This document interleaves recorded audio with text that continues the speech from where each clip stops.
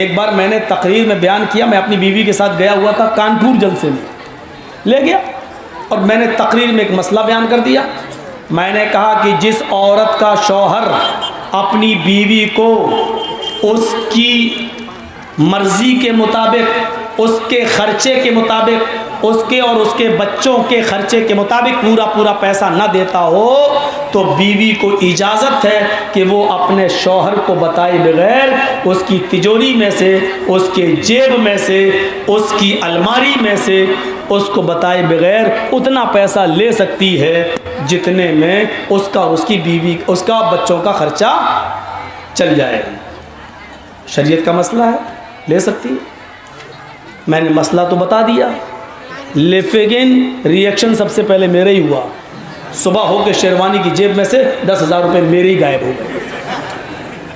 उस दिन से मैंने सोचा कि बीवी को ले जाऊंगा तो ये मसला नहीं बताऊंगा, और आज इसलिए बतला रहा हूं क्योंकि मेरी बीवी नहीं है। हंस रहे हैं आप, मसला मसले की जगह। तो मैंने उससे पूछा कि तूने क्यों निकाले? कहा आपने तो कल बताया था, हदीस सुनाई थी। मैंने कहा मैंने तो उनके लिए सुनाई थी जो खर्चा ना देते हो, मैं तो देता हूँ पूरा पूरा। बोली तो उंगली आपने पकड़ी है तो हमने दामन पकड़ लिया, उसमें क्या? तो नाजायज़ फ़ायदा तो सब उठाते हैं, ज़रूरत थी ले ली। तो मेरे भाइयों, औरतों के बारे में भी याद रखो। आजकल की औरतें अपने शौहर को पहली बात तो हल्के में लेती हैं और इसीलिए वो ऊपर चढ़ी रहती हैं। एक पीर साहब थे, उनकी बीवी उनको पीर ही नहीं मानती थी। वो कहते थे मैं पीर हूं, वो पीर है, तेरे जैसे 336 पीर रोज फिरते ना। एक बार उस औरत ने देखा कि आसमान पर कोई उड़ता हुआ जा रहा है, हवा में मुसल्ला बिछाए नमाज पढ़ रहा है, उड़ता हुआ जा रहा है। बीवी से कहा, शौहर आया घर में तो बीवी कहती अपने पीर बने फिरते हो। पीर तो वो था जो आज मैंने देखा। का क्या देखा? आसमान पे मुसल्ला बिछा है, हवा में एक पीर उड़ रहा है, नमाज पढ़ता हुआ जा रहा है, वो पीर था। एक पीर तुम बने फिरते हो। कहा बीवी तुमने देखा? कहाँ? अपनी आँख से देखा कि हाँ।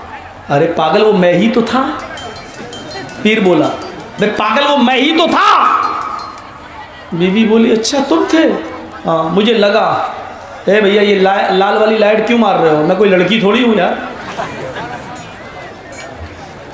बड़ी डेंजर लाइट होती है ये, इसका नुकसान तुम्हें नहीं मालूम बेटा। अगर मालूम हो जाए तो जहर पी लोगे, लेकिन ये लाइट नहीं रखोगे अपने पास। आइंदा मत मारना मेरे ऊपर, और मारना हो तो बाहर बहुत टहल रही है उनके ऊपर मारो। मुझे मालूम है कि किसने मारी, जैसी हमारी नजर पड़ी उसने झुका लिया।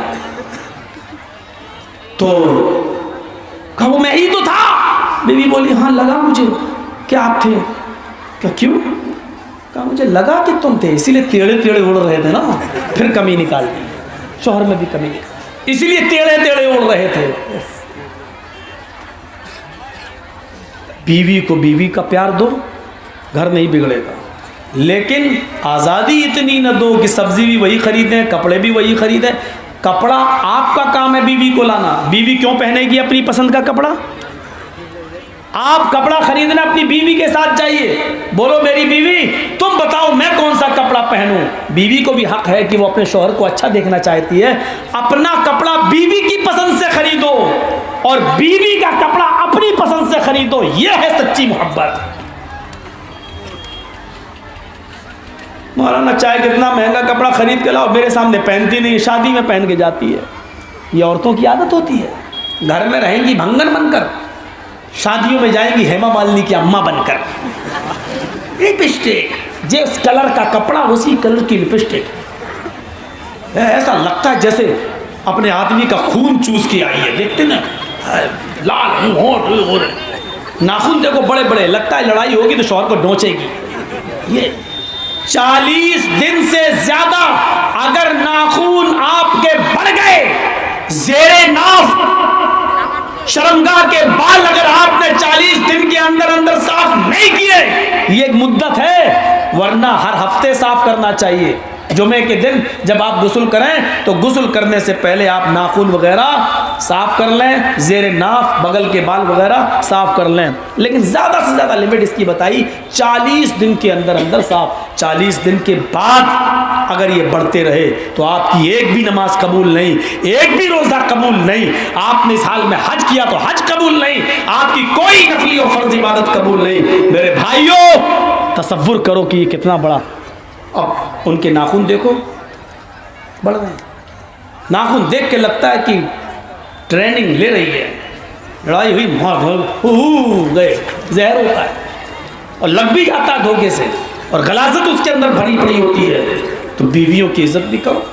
अल्लाह के रसूल सल्लल्लाहु अलैहि वसल्लम के पास एक बार नाराज़ हो गई हज़रत आयशा अल्लाह के नबी से। तो अल्लाह के नबी अपनी बीवी, थोड़ी देर तो नाराज़ रहे, कोई बात नहीं, लेकिन खजूर आ गए कुछ। अब देखिए नबी शौहर की मोहब्बत, मैं अकेले कैसे खा लूँ, मेरी बीवी ने भी कुछ नहीं खाया। लेकिन आप चाह रहे थे कि वो मनाएं, सोचा कि वो इतनी जल्दी नहीं मनाएगी और भूख बर्दाश्त नहीं हो रही है, मैं तो कर लूँ लेकिन मैं अपनी बीवी को क्यों भूखा रखूँ। हाय हाय, हमदर्दी देखो। इमाम अहमद अपनी मुस्नद में नकल करते हैं, अल्लाह के रसूल उनके पास गए, खजूर लेकर गए जहाँ बैठी थी आयशा, गुस्सा थोको, लो खजूर। अब औरत की फितरत भी समझो, औरत की फितरत भी समझो। जैसी देखा खजूर सामने, मुझे भूख नहीं लग रही है, मुंह घुमा लिया इधर। अल्लाह के रसूल सल्लल्लाहु अलैहि वसल्लम समझ गए गुस्सा है। आप उठे वहाँ से और जहाँ उनका चेहरा था उधर आ गए, उठ कर आए। हम जैसे जाहिल लोग होते तो क्या करते, ईमानदारी के साथ बताओ, ए खा ले, चल खा, देख मनाना तुझे चाहिए, मैं मनाने आ गया, देख ले, चल खा। अब वो क्या कह दे, है मुझे भूख नहीं लग रही, जाओ। तो आप उधर घूम के नहीं आएंगे, होंठ पकड़ के गला, खा रही कि नहीं खा रही, ले खा ले, नहीं तो खा जाएंगे हम, भूखी मरेगी तू, खा ले। सीखो। अल्लाह के रसूल उठे और उधर गए, आयशा खाओ।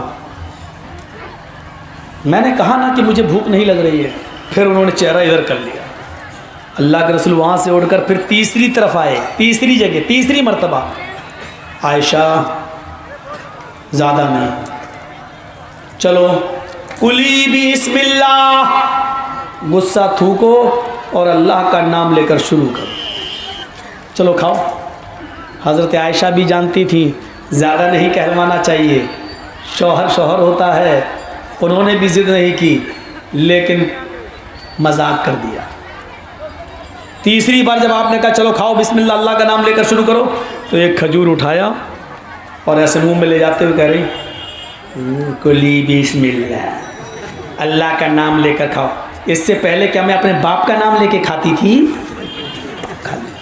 मियाँ बीवी का प्यार, ये कैसी खुशगवार ज़िंदगी थी। यहाँ तो आदमी थका मारा आया, सुबह ऑफिस में गया, शाम को आया, सोचा बीवी को अच्छे कपड़ों में देखेंगे, अच्छे लिबास में देखेंगे, अच्छी खुशबू में देखेंगे। घर में घुसा तो वो किचन में बैठी है, एक सलवार का पांचा इधर जा रहा, मिट्टी धूदल चेहरे में भरी पड़ी है, मुंह उसका मनहूस सा हो रहा है, बाल बिखरे पड़े हैं। उसने देखा स्वागत करेगी, वो तो मनहूस चेहरा देखा तो कम वक्त चला चला चला।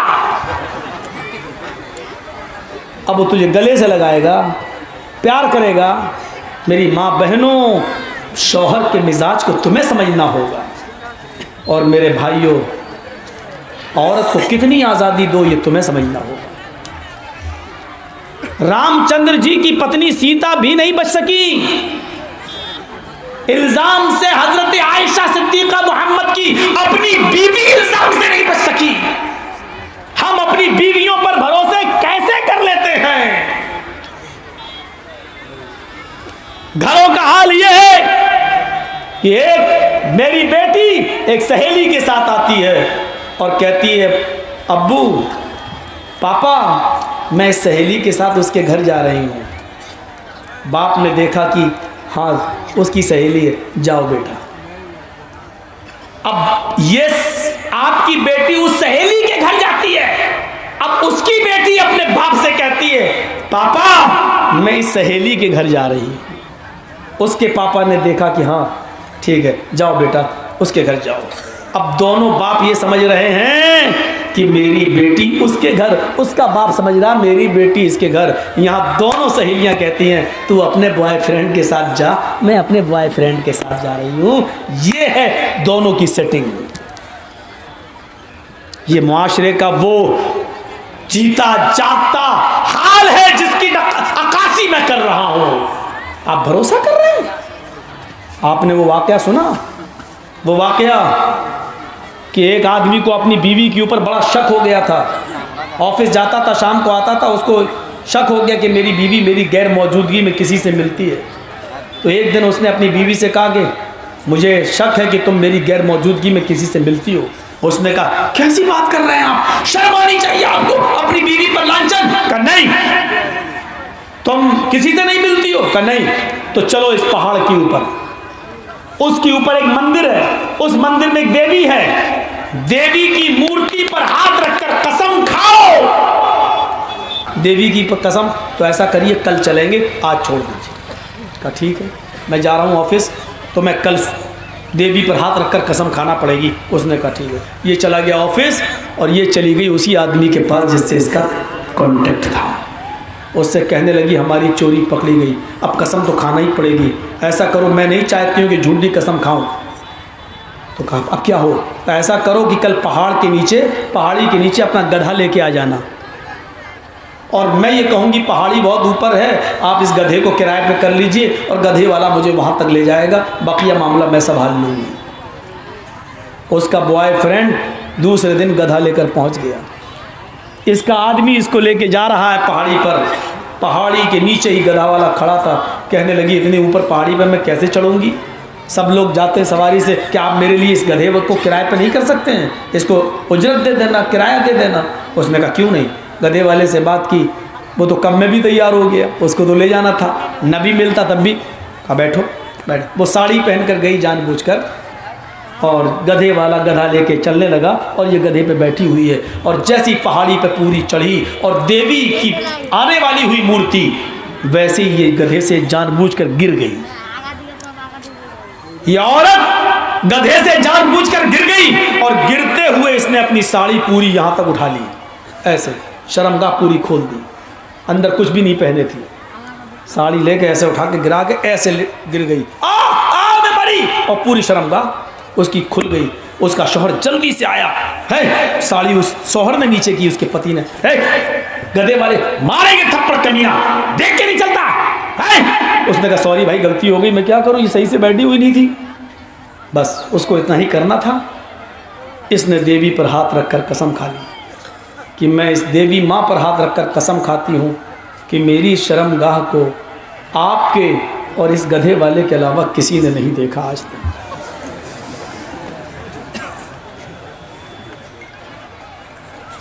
आज तक मेरी शर्मगाह को आपके और इस गधे वाले के अलावा किसी ने नहीं देखा। उसने सोचा गिरते हुए आज इसने देख लिया, इसलिए बोल रही है। ठीक है, उसको भी यकीन हो गया, इसकी भी कसम हो गई, काम भी हो गया, ऑफिस में उसका जाना आना रहा, इसका घर में आना जाना रहा। औरतें कितनी माहिर होती हैं, आज सीख लो। ये सोच रही होंगी बैठी हुई कि मौलवी तो हमारे बाहर जाने के रास्ते बंद कर रहा है, करूँगा।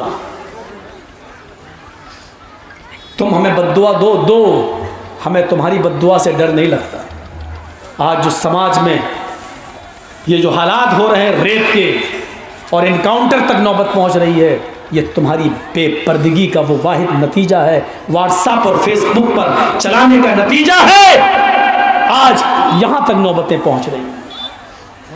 एक और औरत थी, आदमी ने शादी कर ली, अल्लाह मेरी जल्दी शादी करा दो, सीधा सादा था बेचारा, शादी कर ली।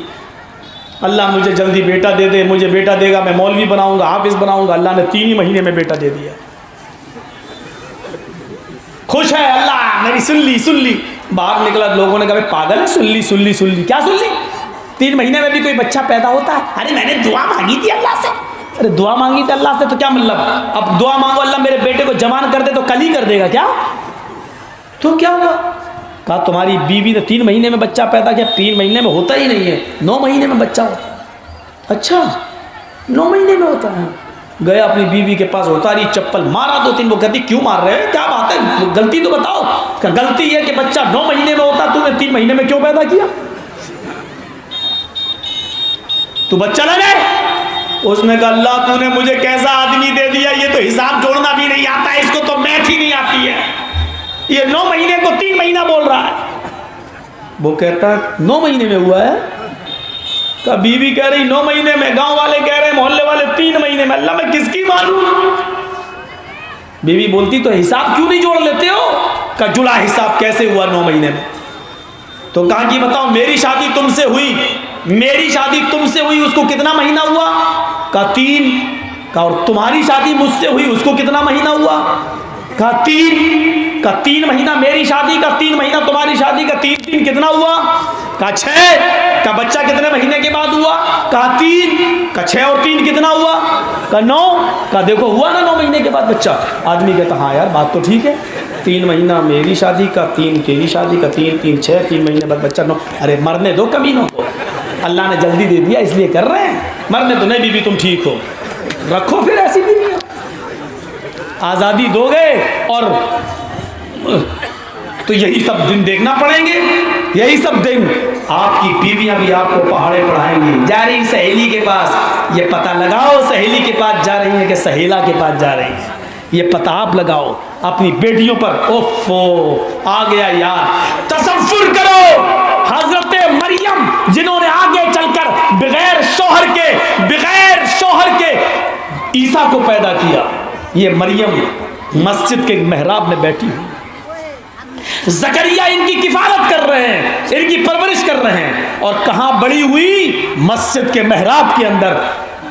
हजरत ज़करिया एक दिन मरियम से मिलने मेहराब में आते हैं, मस्जिद के अंदर आते हैं, तो मरियम के पास ऐसे फल देके जिसका मौसम नहीं है। भाई सेब का मौसम में सेब आता है, हर चीज का एक मौसम होता है। आम के मौसम में आम का मौसम नहीं।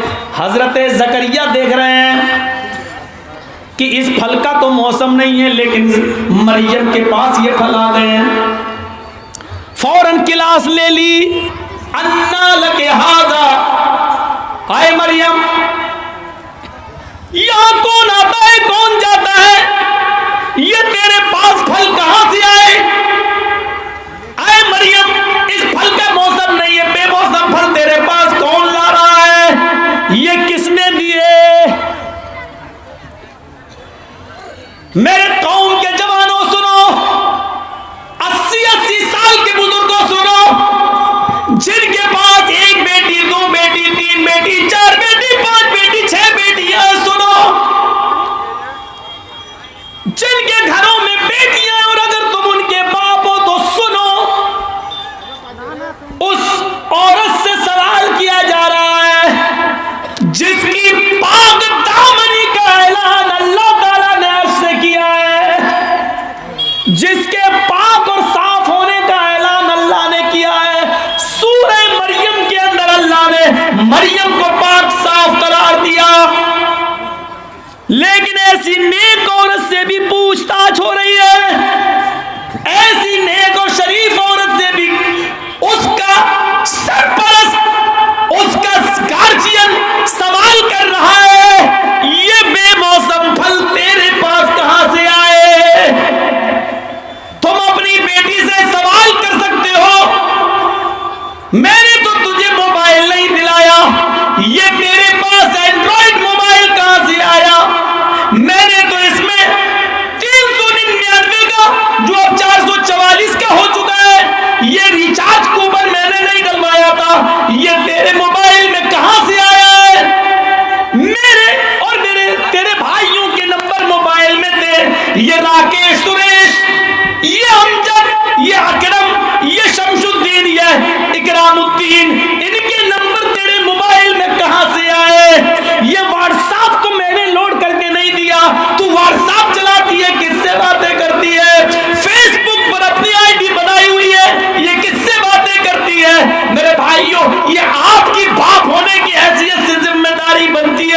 कभी आपने अपनी बेटी की क्लास ली?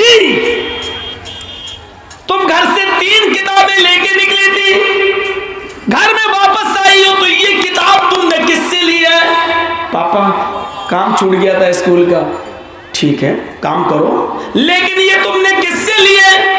अपने एक दोस्त से ले ली। किसी लड़की से क्यों नहीं ली? दोस्त ही की किताब क्यों ली है? लड़के ही से क्यों मांगी है? ये सवाल आपको कभी किया है आपने अपनी बेटियों से? सुनो, तुम्हारी बेटियां तुम्हारे लिए कितने भी भरोसे के लायक हो, लेकिन हजरत मरियम से ज्यादा पाक दामन नहीं। जब मरियम की क्लास ली जा सकती है तो हम अपनी बेटियों की क्लास क्यों न ले? मरियम की आंखों में आंसू आ गए, अपने गार्जियन से बोलती है, आपका ये सवाल कि ये नेमतें कहां से आई? क़ालत हुवा मिन इंदिल्लाह। आए मेरे गार्जियन, में आप ही की बेटी हूं, आप ही की सरपरस्ती में पली हूं, आपके संस्कार मुझे मिले, आपकी नेक स्वभाव में मैं रही हूं, मैं गलत कदम नहीं उठा सकती।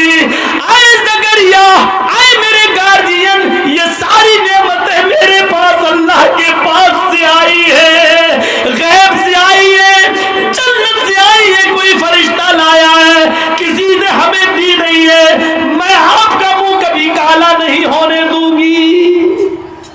ये मरियम जवाब दे रही हैं। क्या आपकी बेटियां ये जवाब दे सकती हैं आपको कि अब्बू या पापा, मैं आपका मुंह काला नहीं होने दूंगी, शर्मिंदगी आपको नहीं होने दूंगी? हमारी बेटियों के पास ये जवाब नहीं है। ये हिसाब किताब हमें खुद करना है। अपनी बेटियों की जिम्मेदारी, ये बाहर टहल रही हैं, टहल कैसे रही हैं?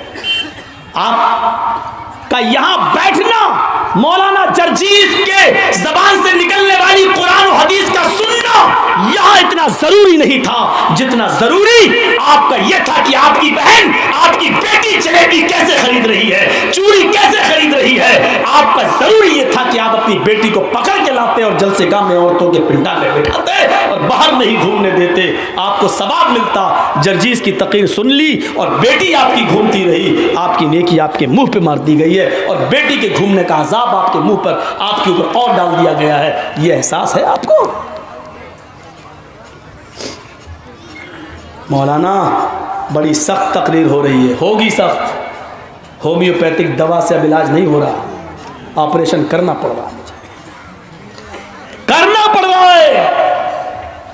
सीता जी ने को भगा के ले गया रावण है, तो सीता जी का चेहरा उनके छोटे भाई राम ने, लक्ष्मण ने नहीं देखा था। नथुनी मिली, कहा मैं नहीं पहचानता, मेरी भाभी सीता नाक में पहनती थी, मैंने आज तक अपनी भाभी का चेहरा नहीं देखा। भाभी का, हिंदू धर्म में भी देवर और भाभी का पर्दा है। अल्लाह के रसूल के पास एक औरत आई, और सुनो, नबी के पास एक औरत आई और आकर कहती है, अल्लाह के रसूल मैं मस्जिद में नमाज पढ़ने जाती हूँ, सुन लो। ऐसा वाक़या शायद आपने न सुना हो, सुन लो, आज तुम्हें पर्दा बताऊं, औरत का पर्दा इस्लाम में क्या है। एक औरत अल्लाह के रसूल से कहती है, अल्लाह के रसूल मैं मस्जिद में नमाज पढ़ने जाती हूँ। आपने कहा जा सकती हो। कहा अल्लाह के रसूल मैं बहुत नीचा चादर, चेहरा छिपाकर, हाथों में सॉक्स, हाथों में ग्लव्स और पैरों में सॉक्स पहनकर और चादर लंबी पहनकर, ज़मीन से घिसटती हुई चादर, यानी ज़मीन से कुछुलती हुई चादर, इतनी लंबी चादर मैं पहनती हूँ कि ज़मीन से मिट्टी को छुलती है, मैं इतनी लंबी चादर पहनकर जाती हूँ। आपने कहा बीबी चादर इतनी ही लंबी होनी चाहिए। कहा अल्लाह के रसूल कभी कभी रास्ते में गंदगी पड़ी होती है, पेशाब और पायखाना पड़ा होता है। सुनो, कभी कभी रास्ते में पेशाब और पायखाना पड़ा होता है। अरे अल्लाह के रसूल क्या मैं पेशाब और पायखाने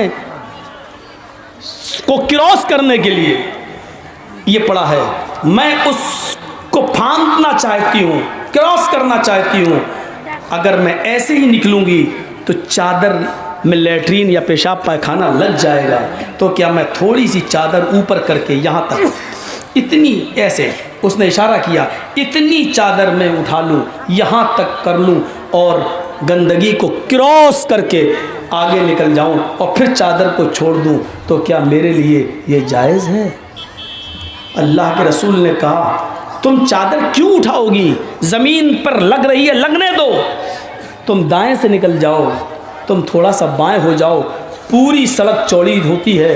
कहा अल्लाह के रसूल गलियों से गुजरना पड़ता है, गलियां तंग होती हैं, और दाएं से गुजरूं तो इधर मर्द बैठे होते हैं, बाएं से अगर गुजरूं तो उधर भी मर्द बैठे हुए होते हैं।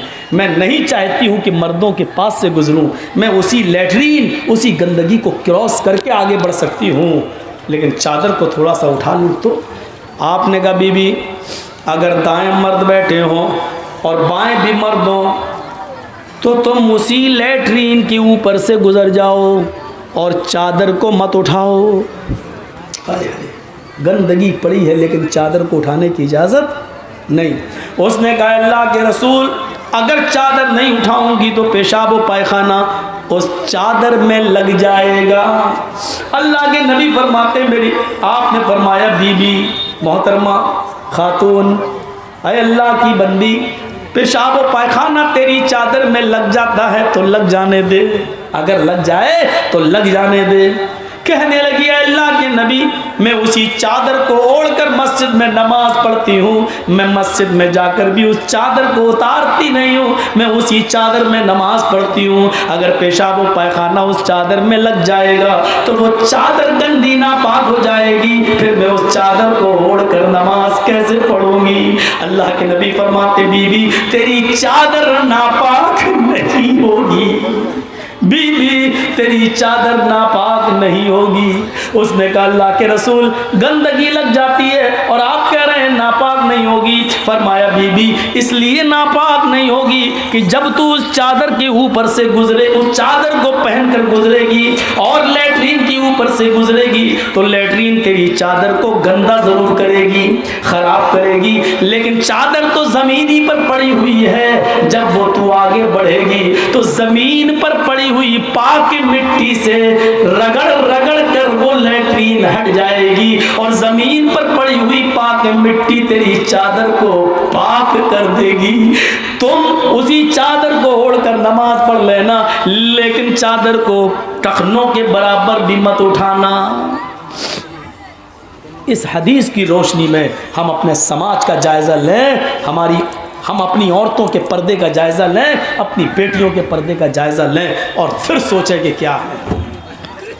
मेरे प्यारे साथियों,